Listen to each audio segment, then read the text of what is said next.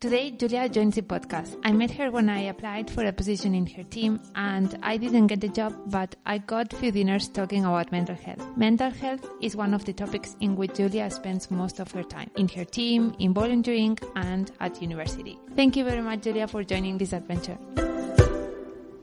Welcome to She Has a Voice podcast. Stories about women of strength and their journey in tech.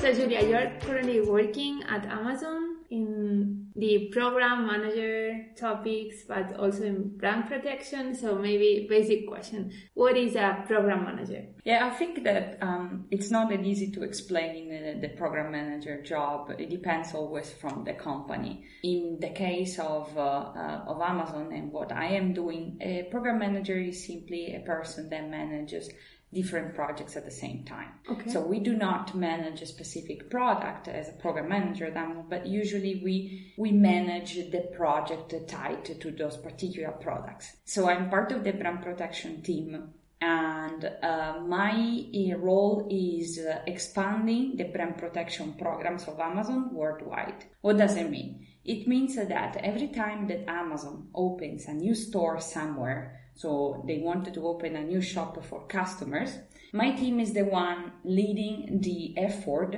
to ensure that all of the programs that help brands to protect themselves at Amazon, so they allow them, for instance, to report violations against bad actors, are part of that market, are available in the market. Also, I take care of the language expansion initiatives. So, for instance, what we do is also enabling any new language on these tools, because we want to ensure that the brand owners have access to all the languages that they want. And last but not least, we are also making sure that the local business teams that work inside Amazon understand what these programs are about. Because, let's say, what I do, what my department does, is to ensure that the customers have the best shopping experience. I know you studied economics and management, so you don't have a technical background, but you're in a tech company. So how does it feel? Well,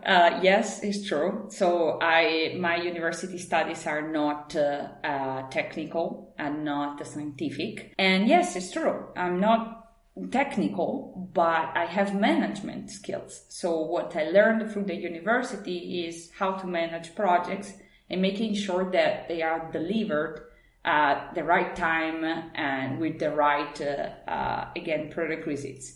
So this is what, let's say, I acquired from the studies that I can also apply to my job. Yeah, sometimes I see that there's kind of like change in the studies that the companies are requiring. So I think like years ago, like if you wanted to work in a tech company, only like people with tech background would work there. But now it's kind of like change in the tendency in terms that they are looking for different profiles and at the end, someone who can solve a problem, right? Correct.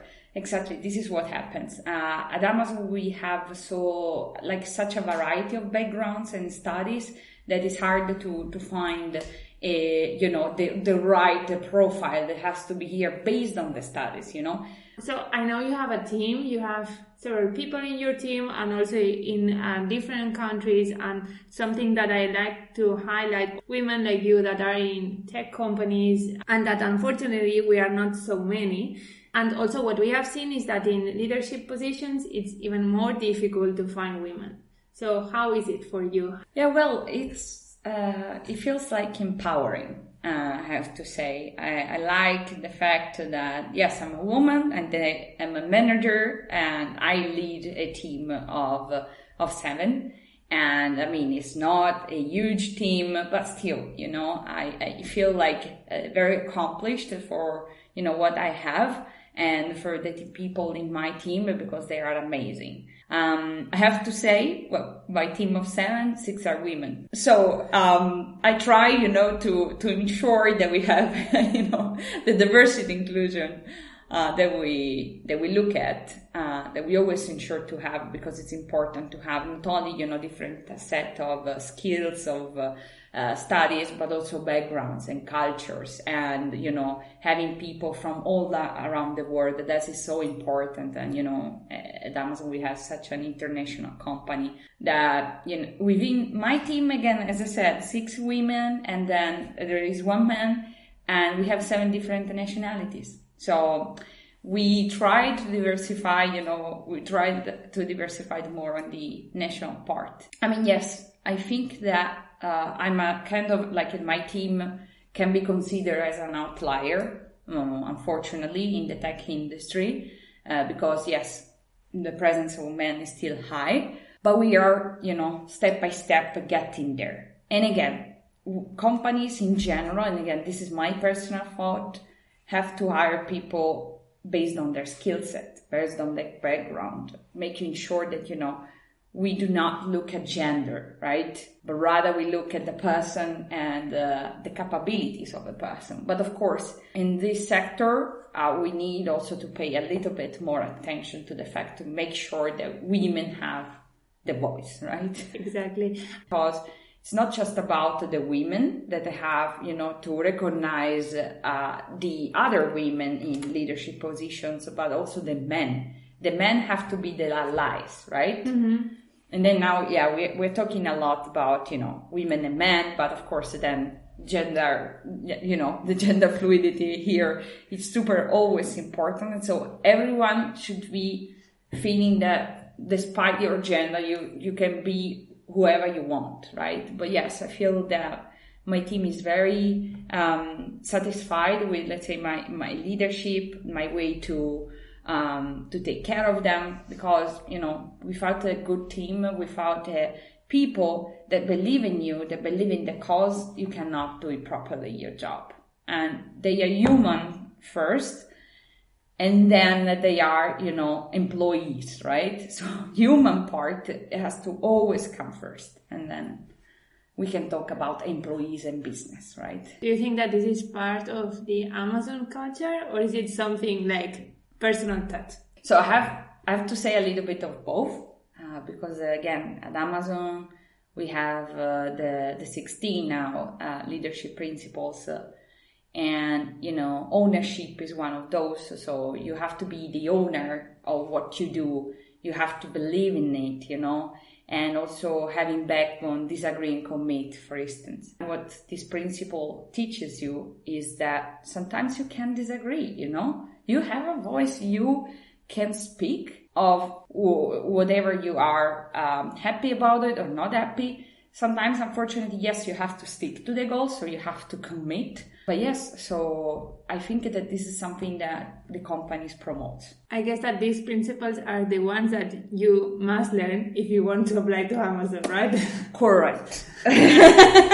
So, this is no secret to anyone that if you want to get a position at Amazon, you have to know the leadership principles. Are the basics of the company, and you need to believe in them.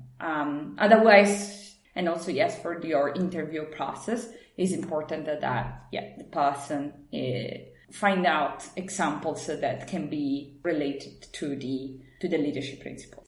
What do you like the most about working at Amazon? So there are mainly 2 things that I really, really like. The first one is the flexibility. The fact that I can work whenever I decide to. Of course, I have to be, there for the meetings that I have set up. But there is so much flexibility. It's flexible. I decide how to organize my calendar, and I decide what to do in my day-to-day, And then the second one is the passion for my job. What I do is something a little bit unique, I have to say. International expansion. In Amazon, there are not so many teams, right, that lead an international expansion. And this is what I really like. And especially in doing it for a department that wants to ensure that the customer comes really first. the customer obsession here, one like the first and most important leadership principle, is so present because we are the one ensuring that the customer gets the best shopping experience. And how do you manage then to have a work-life balance if you feel so passionate and so attached to your job? Well, I do, because over the years I learned how to, switch off. I learned the technique of saying, okay, I did what I could do for the day. I cannot do more, So I have my to-do list, right? Every day I check it, make sure that I have, ticked my boxes, and that's my contribution to it. So for me, there is a lot of separation between work and private life in this sense. I make sure that, again, that once for me the work is done.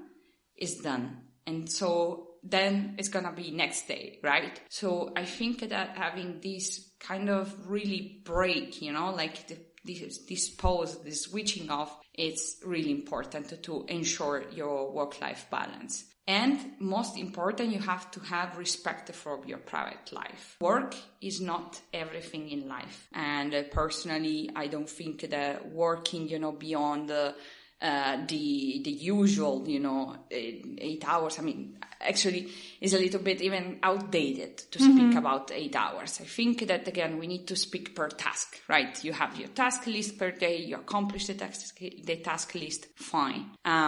So working more just to show off or just to try, to deliver as much as you can, I don't think that this is healthy for the private life of a person, even for the work life. I mean, we need to be productive at work, and productivity doesn't mean working 12 hours per day. So we need to listen to us, and we need to listen to what our body tells us, what our mind tells us. So now we are talking more about mental health, and I know that you're very passionate about mental health, and that you also use it kind of, this is one of your basics also in your leadership style. But I know that recently you start studying psychology. Yeah, why I did study psychology, where we need to go back to 2020, that I think it was unfortunately a hard year for everyone, right? When the pandemic started, and in the news there was they were saying that we needed to stay home to stay safe. Well, I am a social animal. So for me, stay outside is preferred, stay with my friends, stay out. And when they said you have to stay home, for me was a shock. And, living outside of your country and being far from the family and be on your own in a situation where you have to live alone, that was tough to digest.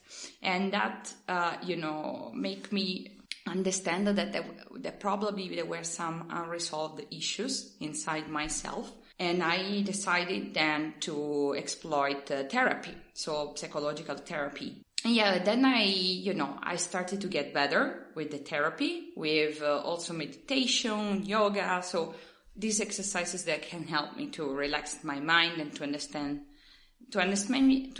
me better, And then I decided the year after, when I was feeling a little bit better, that I wanted to do something more for the community, and I got my promotion at work. So I decided to join the mental health affinity group at Amazon. Wow. And I decided to promote the mental health internal at Amazon. And I started to organize some sessions. One of my first one was about friendship and understanding the implications of mental health. Then I decided also to take a course to become a mental health first aider. And so I said, okay, what can do more? And then I decided to study. And so now I am a part-time student. So in the morning I study and then I work. This really shows that you're taking ownership and that on your values, and that you try to bring this on the next level. Congrats for that.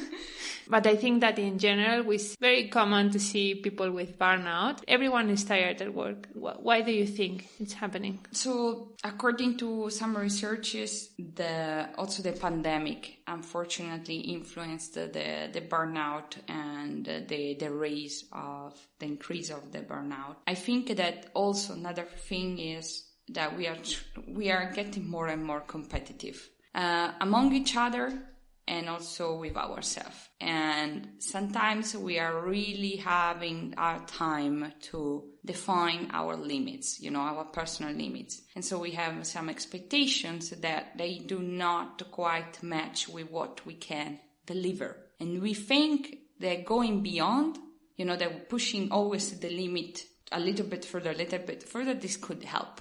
No. As I said before, we need to take a break and understand, right? Understand what we can do in the time that we have at our disposal.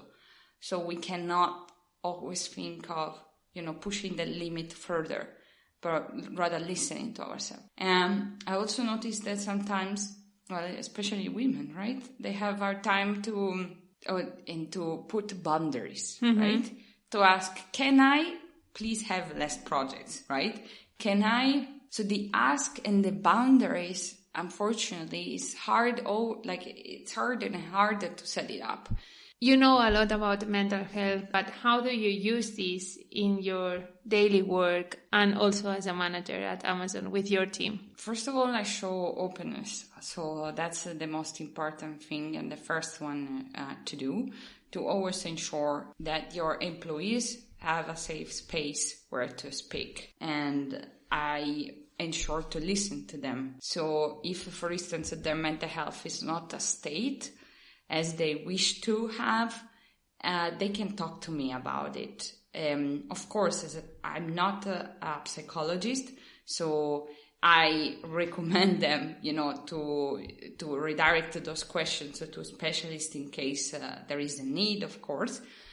But I listen. And so this is how I apply my skills about mental health. And I'm a big fan of emotional intelligence. So how to communicate properly with your directs to make sure that they understand the task and they understand also the importance of it. And I try to manage my emotion when I communicate the task, because emotional intelligence gives you this skill set, this understanding that we need, to always making sure that we are conveying the proper message without having our emotions speaking for us. Because I also get mad, but it's not, shouting that I'm going to convey a message, right? Mm-hmm. I can say, yes, I'm so disappointed about you. No, this is not what does it mean? This doesn't work. It's rather than say, okay, I see that you have worked on this task. And so it's like saying, okay, thank you for your contribution here, but we need to review it because this doesn't meet the expectation. So can we please rework on this one? So again, having the right way to communicate what has been done wrong and what has been good. So I think that is also super important. And also, I really like what you said, to be clear. And I think in general, women, we are struggling to be clear. This idea of the women that they have just to stay there and yes, say always yes, never set up a boundary. So not being clear, this is, we need to make an effort to make it disappear. And we need to stop to, say maybe, well, I don't know, but could. No, it's about be precise. Of course, we have to be gentle when we are communicating something, but we need to be clear on what we want because otherwise it's hard.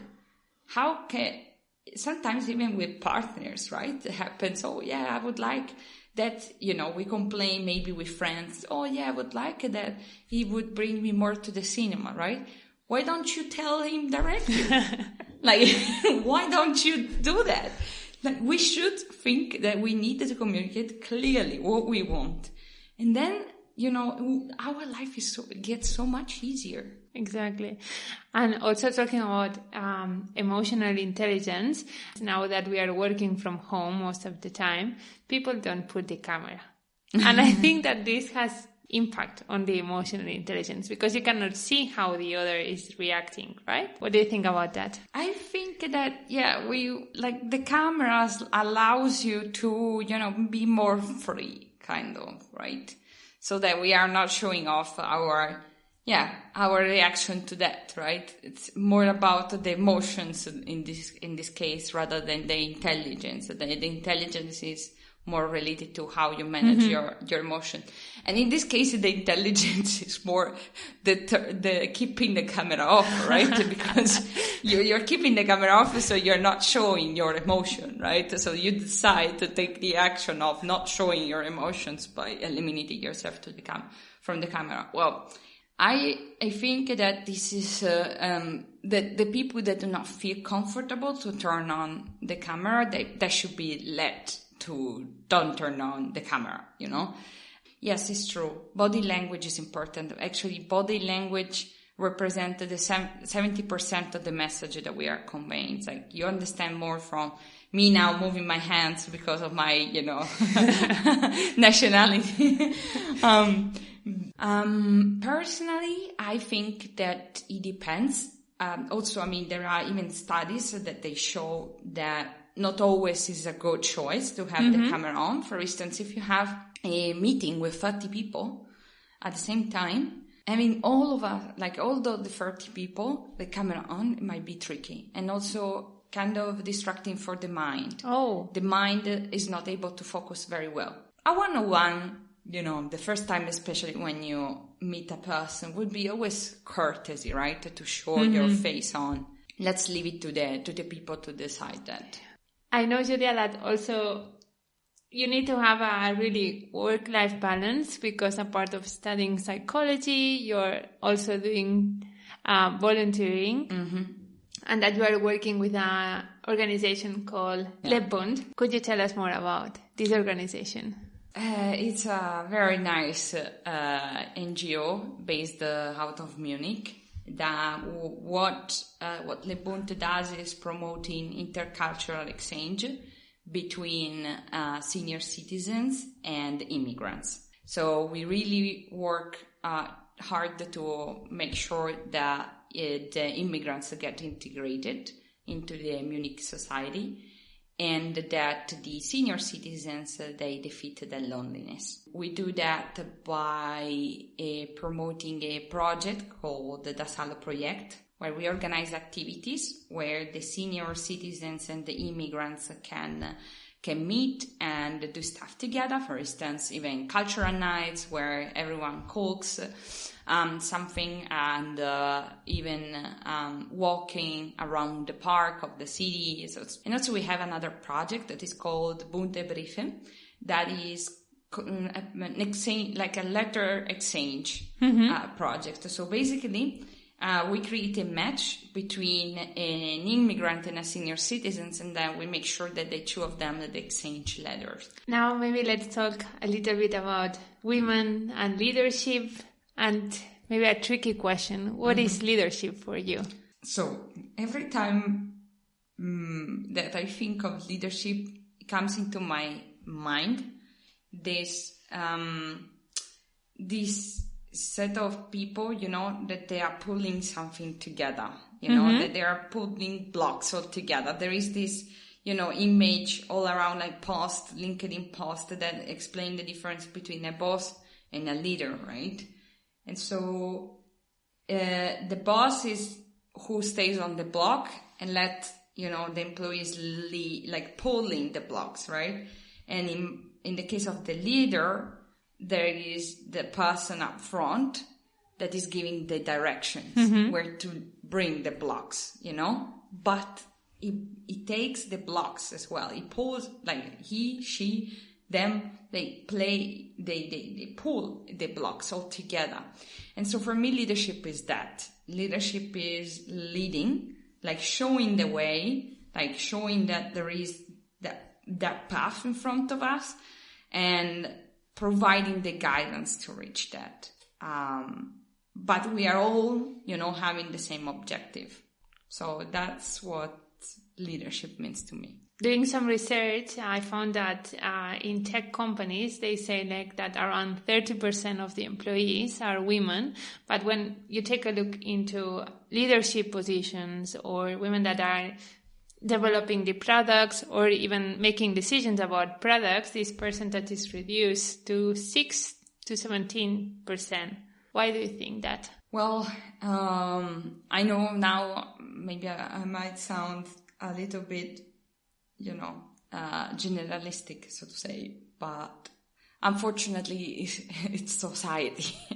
The main root cause is society, because, women emancipation, even here in Europe, didn't start that long ago. I mean, Earth is billions of years, existing, but the emancipation of the women, it was after the Second World War, basically, that started in Europe.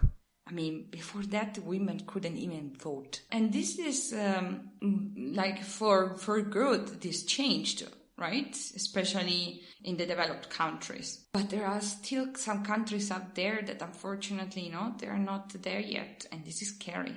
What advice would you give to someone, for example, is in your team and wants to be in a leadership position? First of all, ask to yourself, would you like to be in a leadership position? Would you like to have a team to lead for, by example, Would you like to take that on?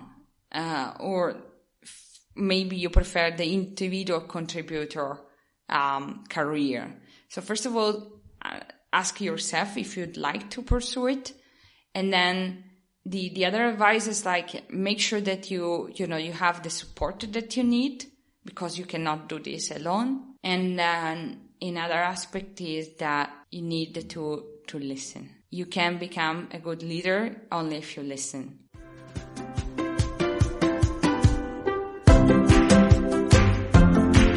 So Giulia, let's finish the interview with the final list of questions. What is your passion? I don't know if I have one specific. My passion above all is to travel and to understand other cultures. Enjoying the fact of being surrounded by people that are diverse, that they are different than me, that we share. And then recently, one of my other big passion is, of course, psychology. And what is success for you? Success for me is achieving my personal goals. So it's not about, people of your age, they have to, get married and kids. No, it's always related to your personal sphere. And talking about goals, do you have any goal that you want to achieve in long term? I would say that I can summarize all of them in one simple goal, that is, I want to be happy. I want to be happy in the long term. I mean, I'm happy now. I want to do everything in this life to make me happy. Could you share with us a name of a woman who inspires you? One of the women that most inspired me in the past, I live in Germany, so guess who? Angela Merkel. I think that she was one of the top leaders that we had in the last century. She's still a leader, although she's retired from the prime minister, let's say, role. The way that she led this country, the fact that sometimes she really put aside what she was believing to facilitate the country needs and what people want. I really find it impressive, and I'm very inspired by her as a leader. What advice would you give to yourself when you were a child? I would like to tell her, sometimes it will hurt, but you are doing great. Good. So thanks a lot, Giulia. Thank you, Ellie. Thank you for inviting me. Pleasure.